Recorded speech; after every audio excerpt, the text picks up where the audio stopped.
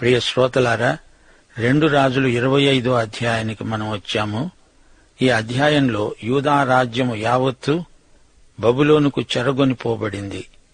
2 రాజులు 25 అధ్యాయం మొదటి నుండి వినండి. సిద్కియా ఏలుబడిలో 9వ సంవత్సరాన 10వ నెల 10వ దినమందు బబులోను రాజైన నెబుకద్నెజరు అతని సైన్యమంతా యెరూషలేము మీదికి వచ్చి దానికి ఎదురుగా దిగి దాని చుట్టూ ముట్టడి దిబ్బ వేశారు. రాజైన సిద్కియా ఏలుబడియందు 11వ సంవత్సరం వరకు పట్టణము ముట్టడి వేయబడి ఉండగా 4వ నెల 9వ దినమందు పట్టణములో క్షామము ఘోరమైనది. దేశపు జనులకు ఆహారము లేకపోయింది.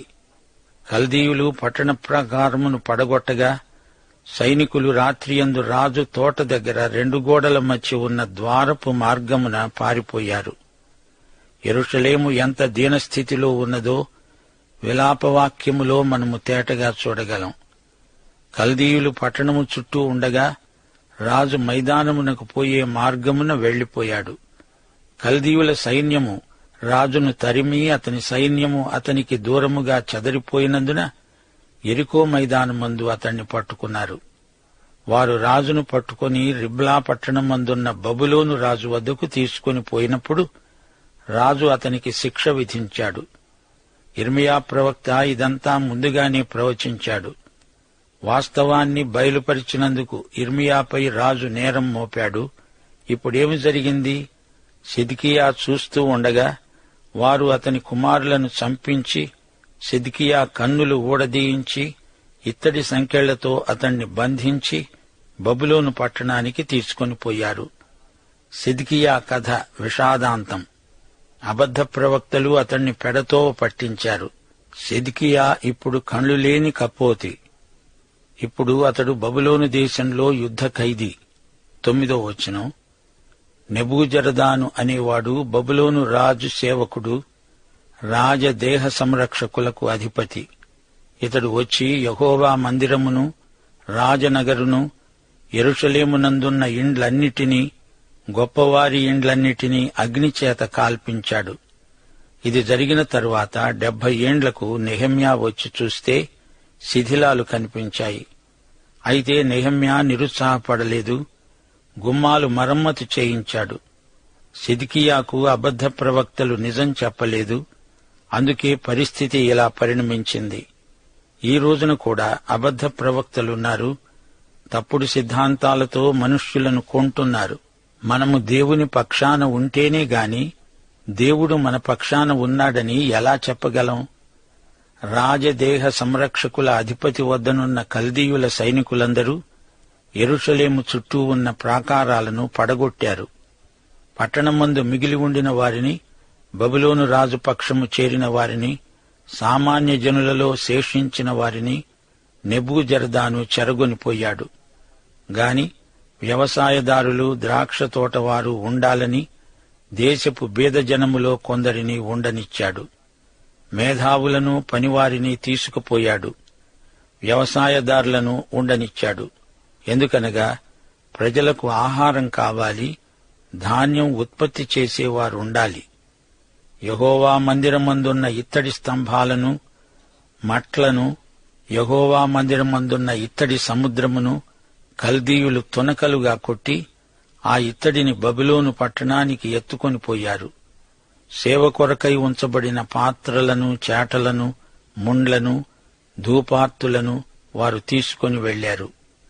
నెబుకద్నెజరు సైన్యం విలువైన వస్తువులన్నిటినీ దోచుకున్నారు. ఆలయాన్ని అగ్నితో దహించి వేశారు. లోహ సామగ్రిని బబులోనుకు తరలించుకుపోయారు. దానియేలు గ్రంథములో బెల్షాజరు కాలంలో ఈ సామగ్రి అంతా బయటికి తీయబడింది. అయితే ఇప్పుడు నెబుకద్నెజరు యెరూషలేమును నిర్మూలం చేశాడు. ఇప్పుడు శిథిలాలు మిగిలాయి. యెరూషలేము 27 సార్లు ఈ విధంగా నాశనం చేయబడింది.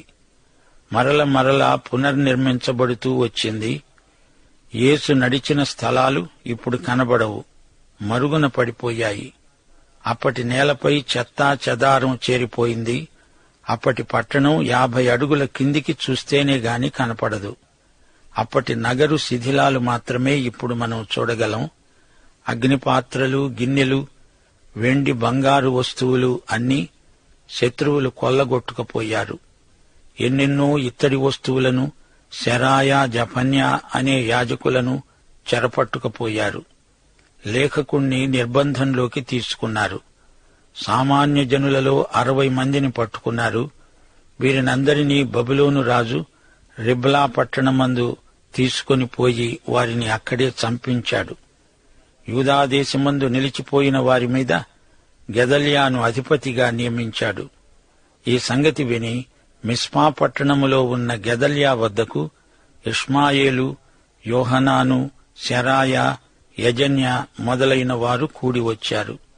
గెదల్యా వారితో, వారి జనులతో ప్రమాణం చేసి, కల్దీయులకు మనము దాసులమయ్యామని జడియవద్దు, దేశమందు కాపురముండి బబులోను రాజుకు మీరు సేవ చేస్తే మీకు మేలు కలుగుతుంది అన్నాడు. నెబుకద్నెజరు నియమించిన అధిపతి గెదల్యా. ఆ కాలంలో యిర్మీయా ప్రవక్తగా సేవ చేశాడు. యిర్మీయా ప్రజలకు హెచ్చరిక చేస్తూ ఈ పద్ధతికి సమ్మతించవలసిందని ప్రోత్సహించాడు. అయితే ఏమి లాభం? ఇష్మాయేలు అనేవాడు 10 మంది మనుష్యులను పిలుచుకొని వచ్చి గెదల్యా మీద పడగా అతడు మరణమయ్యాడు. మిస్పాలో యూదులను, కల్దీయులను అతడు హతం చేశాడు. కొద్దివారేమి గొప్పవారేమి జనులందరూ సైన్యాధిపతులు లేచి కల్దీయుల బలము చేత ఈజిప్టు దేశానికి పారిపోయారు. ఈ గుంపుతో పాటు యిర్మీయా కూడా వెళ్లిపోయాడు. వెళ్లక తప్పదు. 27వ వచనం. యెహోయాకీను చెరలో ఉంచబడ్డాడు. 37 సంవత్సరాలు గడిచాయి. బబులోను రాజైన ఎవీల్ మెరోదకు బందీగృహములో నుండి యూదారాజైన యెహోయాకీనును రప్పించి అతనితో దయగా మాట్లాడి అతని పీఠమును బబులోనులో తన వద్ద ఉన్న రాజుల పీఠముల కంటే ఎత్తు చేశాడు. యెహోయాకీను తన బందీగృహ వస్త్రములను తీసివేసి వేరే వస్త్రములను ధరించుకుని తాను బ్రతికిన దినములన్నీ రాజు సన్నిధిలో భోజనం చేస్తూ వచ్చాడు.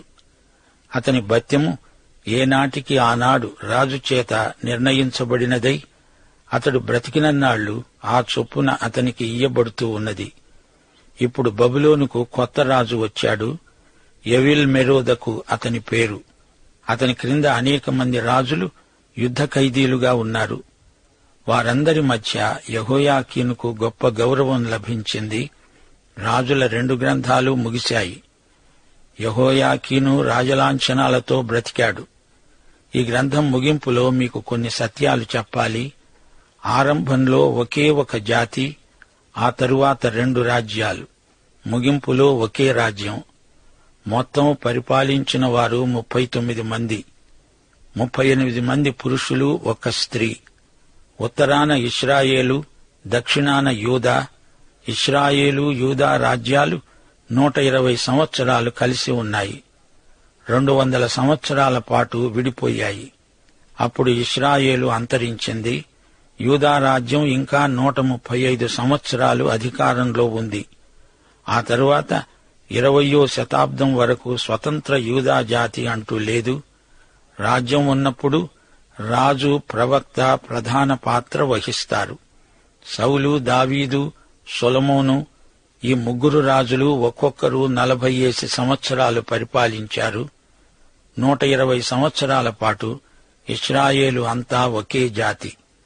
ఈ కాలం ఇశ్రాయేలు జాతికి సువర్ణయుగం. ఆ తరువాత రాజ్యం విచ్ఛిన్నమైపోయింది. ఇశ్రాయేలు, యూదా సమానాంతరంగా ప్రత్యేక రాజ్యాలుగా ప్రవర్తిల్లాయి. ఇశ్రాయేలు రాజు మొదటి యెరోబాము. ఇతడు 22 సంవత్సరాలు పరిపాలించాడు. అప్పుడు యూదా రాజు రెహబాము. ఇతడు 17 సంవత్సరాలు పరిపాలించాడు. ఇశ్రాయేలు రాజైన యెరోబాము 10 గోత్రాలతో రాజ్యం స్థాపించాడు. ఆరాధన కేంద్రాన్ని ప్రత్యేకంగా ఏర్పాటు చేశాడు. దూడ పూజను నెలకొల్పాడు. యూదా మొదటి రాజు రెహబాము.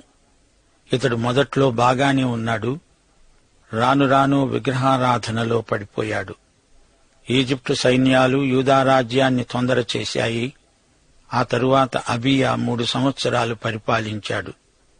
యూదా ఇశ్రాయేలుతో యుద్ధం చేశారు. ఈ రాజు అవినీతిపరుడు. యెరోబాము తరువాత నాదాబు ఇశ్రాయేలును పరిపాలించాడు. బయషా ఇతణ్ణి చంపాడు. ఆ తరువాత బయషా 24 సంవత్సరాలు పరిపాలించాడు. ప్రవక్త చెప్పిన ప్రకారం బయషా హతుడయ్యాడు. ఆ తరువాత ఇశ్రాయేలును ఏలిన రాజు ఏలా. ఇతడు 2 సంవత్సరాలే పరిపాలించాడు. ఆ తరువాత జిమ్రి 7 రోజులు మాత్రమే పరిపాలించాడు. అతని రాజభవనం తగలబడినప్పుడు ఆ మంటల్లో అతడు హతుడయ్యాడు. యూదా రాజైన ఆసా 41 సంవత్సరాలు పరిపాలించాడు. ఆసా కుమారుడే యెహోషాపాతు. ఇతని కాలంలో ఉజ్జీవం వచ్చింది. ఇతని చివరి రోజుల్లో తిరిగి ప్రజలు వెనుకబడిపోయారు. ఒమ్రీ ఇశ్రాయేలును 12 సంవత్సరాలు ఏలాడు. రాజకీయంగా ఇతడు సామర్థ్యం గలవాడు. ఇతని కాలంలో సమరయ్య ముఖ్య పట్టణమైంది. అయితే ఇతడు దేవుని దృష్టిలో మంచివాడు కాడు. ఆ తరువాత అహాబు ఇశ్రాయేలును 22 సంవత్సరాలు ఏలాడు. ఇతడు యెజెబెలు అనే దుష్ట స్త్రీని పెళ్లాడాడు. బయలారాధన నెలకొల్పిన దుర్మార్గురాలు. అహాబు కాలంలో ఏలియా పరిచర్య మొదలైంది. నాబోతు ద్రాక్ష తోట కథ ఎంతో విషాదకరం. అహాబు యూదాతో సఖ్యం పెంచుకున్నాడు. ఆ తరువాత అహజ్యా 2 సంవత్సరాలు పరిపాలించాడు. అహజ్యా ఏలియాను ప్రతిఘటించాడు. ఆ తరువాత యోరాము 12 సంవత్సరాలు ఏలాడు. ఇతనికి ఎలీషాతో మంచి సంబంధాలున్నాయి. యెహూ చేతిలో యోరాము హతమయ్యాడు. ఆ తరువాత యెహూ 28 సంవత్సరాలు పరిపాలించాడు. ఇతడు సామర్థ్యము గల యుద్ధశూరుడు. ఇతడు యోరామును చంపాడు. యెజెబెలును హతమార్చాడు. 70 మంది అధిపతులకు శిరచ్ఛేదం చేశాడు. బయలు పూజారులను తుదముట్టించాడు. అయితే ఇతనికి ఆధ్యాత్మిక విలువలు లేవు. ఆసా తరువాత యెహోషాపాతు యూదా దేశాన్ని 25 సంవత్సరాలు పరిపాలించాడు. యెహోషాపాతు ఆసాలాగే మంచివాడు. న్యాయసమ్మతమైన పరిపాలన చేశాడు. ఇతడు చేసిన పొరపాటు ఒక్కటే, అహాబుతో సఖ్యం చేశాడు. ఆ తరువాత యూదాను ఏలిన రాజు యెహోరాము. ఇతడు 8 సంవత్సరాలు ఏలాడు. ఇతడు అతల్యాను పెళ్లాడాడు. ఈమె యెజెబెలు కుమార్తె. ఇతని తరువాత అహజ్యా 1 సంవత్సరం పరిపాలించాడు. ఇతడు అహల్యా చేతిలో కీలుబొమ్మ. ఇతడు యెహూ చేతిలో హతమయ్యాడు. ఆ తరువాత అతల్యా 7 సంవత్సరాలు పరిపాలించింది. రాజ్యాన్ని భ్రష్టు పట్టించింది. ఈమెతో అహాబు కుటుంబం అంతరించినట్లే. అతల్యా తరువాత యోవాషు 40 సంవత్సరాలు పరిపాలించాడు. యోవాషుకు అండగా నిలిచినవాడు యెహోయాదా.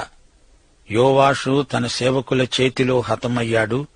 ఆ తరువాత అమజ్యా 20 సంవత్సరాలు పరిపాలించాడు. ఇతడు 12 సంవత్సరాలు ప్రవాసంలో ఉండి చనిపోయాడు. ఆ తరువాత అజర్యా 52 సంవత్సరాలు పరిపాలించాడు. ఇతనికి ఉజ్జీయా అని పేరు. రాజ్యాన్ని అభివృద్ధి చేశాడు. ఆధ్యాత్మికంగా ఓటమిని చవిచూచాడు. యెహూ తరువాత ఇశ్రాయేలును యెహోయాహాజు పరిపాలించాడు. ఇతడు 17 సంవత్సరాలు రాజ్యమేలాడు. యుద్ధంలో శత్రువుల చేతిలో అపజయం పొందాడు. ఆ తరువాత యెహోయాషు 16 సంవత్సరాలు పరిపాలించాడు. ఇతడు కొంచెం మెరుగు. ఎలీషాను గౌరవించాడు. తరువాత రెండో యెరోబాము ఇశ్రాయేలును 41 సంవత్సరాలు ఏలాడు. ఇతని కాలంలో యోనా ప్రవక్తగా సేవ చేశాడు. అష్షూరు యుద్ధాల్లో ప్రవక్త మంచి సలహాలిచ్చి రాజును బలపరిచాడు. అదే సమయంలో ఆమోసు, హోషియా అనే ప్రవక్తలు కూడా సేవ చేశారు. ఈ రాజు గతించిన తరువాత కొన్ని దశాబ్దాలు మాత్రమే ఇశ్రాయేలు నిలిచి ఉంది.